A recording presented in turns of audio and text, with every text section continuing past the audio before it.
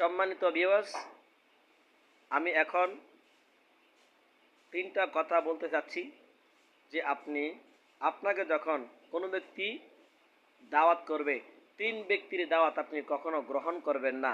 তিন ব্যক্তির দাওয়াতে আপনি কখনোই যাবেন না যদি আপনার হাতে পায়ে ধরে রিকোয়েস্ট করে আপনাকে বলে, তখন আপনি তিন ব্যক্তির দাওয়াত গ্রহণ করবেন না।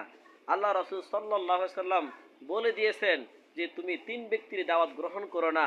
তিন ব্যক্তির দাওয়াতের ভিতরে এক নাম্বার দাওয়াত হলো, যে ব্যক্তি আপনাকে খাওয়ায়, আপনাকে দাওয়াত দেওয়ার পরে আপনাকে খাওয়া দাওয়া করে এরপর আপনাকে খোঁটা দেয়, ওই ব্যক্তির দাওয়াত কখন আপনি গ্রহণ করবেন না। যে ব্যক্তি খাওয়ানোর পরও আপনাকে খোঁটা দেয়, এই ব্যক্তির দাওয়াত আপনি কখনো গ্রহণ করবেন না।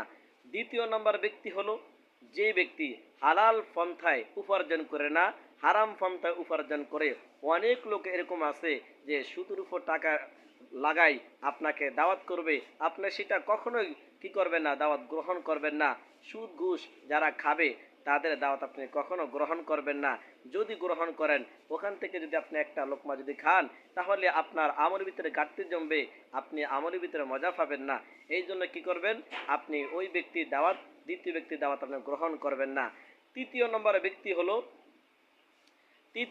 ব্যক্তি হলো যে আপনাকে দাওয়াত দিবে, খাওয়াবে, কিন্তু এরপরে দেখবেন পিছে পিছে আপনার বদনাম করবে, আপনার কটূক্তি করবে, এই ব্যক্তির দাওয়াত আপনি গ্রহণ করবেন না।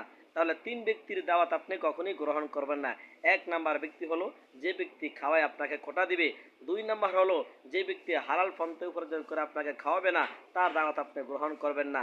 তিন নম্বর হলো, যে ব্যক্তি খাওয়া দাওয়া করার পরও আপনার পিছনে আপনার বদনাম করবে, বলবে, হাঁটিয়ে হাঁটিয়ে বলবে, এই জন্য আপনি তার দাওয়াত গ্রহণ করবেন না।